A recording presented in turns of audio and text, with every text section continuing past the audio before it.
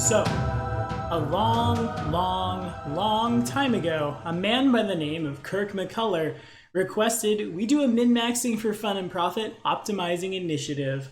At that time, honestly, I think that time was about a year ago, we didn't have the resources to make MMFF&P a regular, frequently occurring video series, and once we did, we were well into playtest content, and so of course that's what we would cover. But I am proud to say now that we officially are digging into our Legacy Pathfinder request line for min-maxing for fun and profit. I'm sorry I couldn't find the comment, Kirk, but I remember it was you. The fastest initiative we could ever build. We're doing it here live. If you guys are liking what you're seeing, remember to hit that like and subscribe button. And today, this episode of Min-Maxing for Fun and Profit was brought to you in part by one of our patrons who's recently moved up in tier. He goes by a lot of names, I'll simply call him Granola. Thanks for your help, my friend. And hey, remember guys, patronage at any tier can help your Legacy Pathfinder or Pathfinder playtest videos jump a very long request line. Now, let's hit it. Okay, so the first question we have to answer here is why? Why do we want to have a really fast initiative score? Well, I think the answer is pretty simple.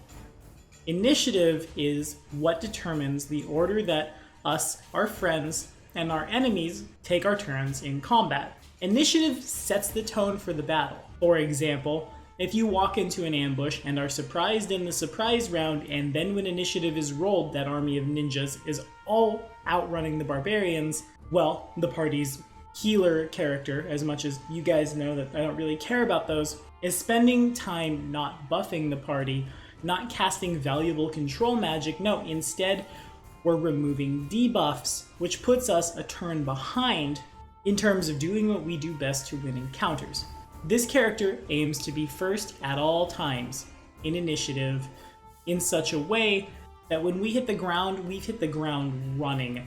All of our buffs are cast, basically whatever it is we need to do, we've taken care of. Perhaps not everyone else in the party is built this way, but at least if we can assure that stable spells are cast before anyone else has time to react, we can end the encounter in our own right. Now, as for our race, we don't normally talk about races, but this character needs not one, not two, not three, but 4 good stats. Welcome to one of the most mad characters you've ever seen in your whole life, so we had to get a little nitpicky on our race. We will be an intelligence-based spellcaster, and since that's our save DCs, our intelligence will be the highest, then we need wisdom, dexterity, and charisma, all 3 to be passable. We have 2 dump stats on this character. That's strength and constitution. Yeah, I know, right? I said it. I'll explain why in a minute. But for our choice of race this time, I'm gonna go with the rat folk. The +2 to dex and int is basically everything we need on this character. Swarming is hilarious if you're riding the rat folk you've permanently enlarged. So, you know, that rat folk barbarian is flanking forever, meanwhile you're casting down. Swarming's just really good. And the hit to our strength doesn't really hurt us when we can just duck behind said barbarian or whoever when the ray of nuke your strength score comes at us. Now, yes, our constitution is dumped to 9. That sounds very scary, but in terms of the optimized party, and if you don't know what I'm talking about when I reference that, follow this card right up here, we'll teach you all about it. We're the control character. We're a caster. We sit in the back and manipulate the battlefield, paralyze the people who need to be paralyzed, haste the people who need to be hasted, and enable our switch hitters and our punisher to do what they do. We've got 18 d8s and 2 d10s in our hit die pool today. So that kind of basically means with the con neg we have a bunch of d6s with 2 d8s, not unlike, you know, a wizard. It comes out just fine. And remember, even with a 9 con, we're the party's item crafter. We must be able to craft items for this build to function, and our 9 con can go all the way up to 20. That's nothing to shake a Vorpal longsword at, and if you do, well, you can do it after we've had our turns. But anywho, we're not talking about a lot of feats today. We're not talking about a whole heck of a lot of spells. Really, it's all about the classes we'll be taking. Sequence these in the order in which you can buff your ability scores to be competitive. Really, the ability scores are so clutch for this build that I literally have made a point by for this character.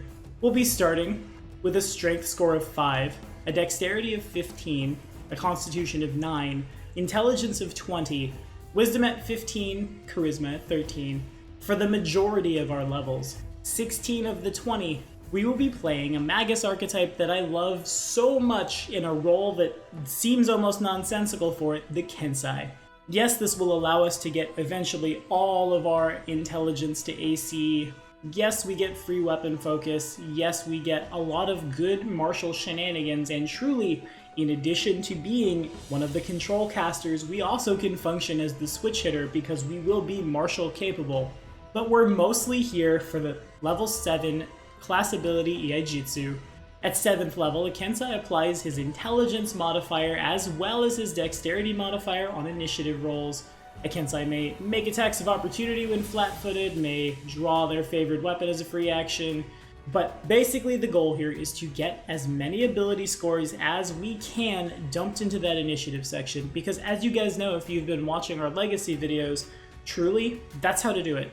That's how to make anything really powerful. There's only a couple of pivots here from this class. This is our primary class, but we have a very strong wisdom because we will take 2 levels of Inquisitor for Cunning Initiative, which allows us to add our wisdom modifier in addition to our dexterity. And then after that, though it puts us straight into Lawful Good and Worship of Iyomide, 2 levels of Sword of Valor.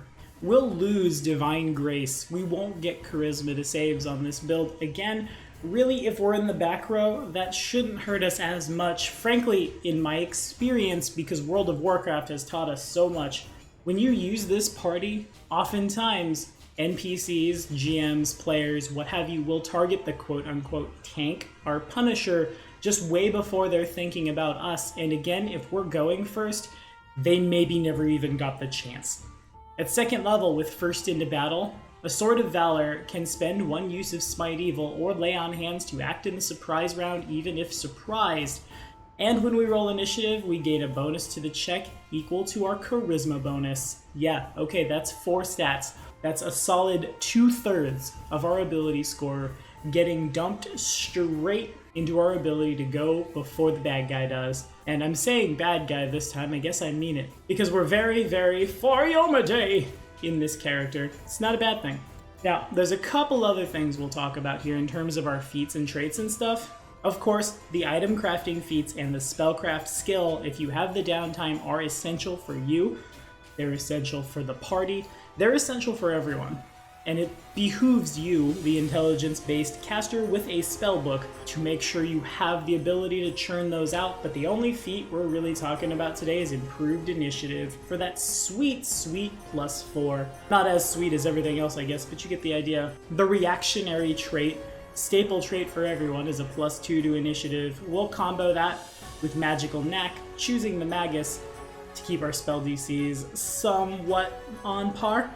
We can't buy off all 4, and truly, if you want to be a little more martial, a level of Monk wouldn't hurt. Certainly this character could have some of the highest AC as well, but that's not necessarily what we're trying to do.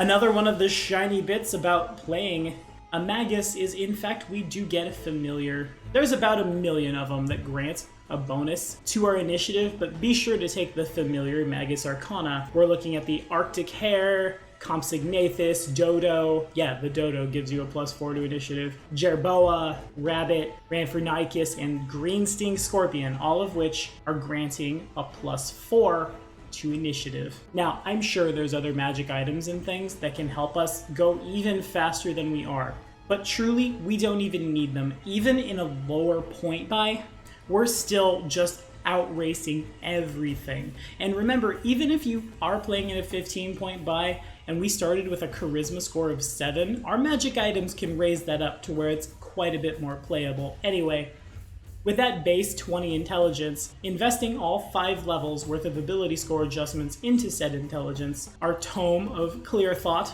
our headband of, honestly, mental superiority, we need all 3 this time, means we're looking at a 36 intelligence, modifier of 13. Our 15 dexterity and wisdom will give us a total, again, with tome or manual, and belt or headband of 26 or 8.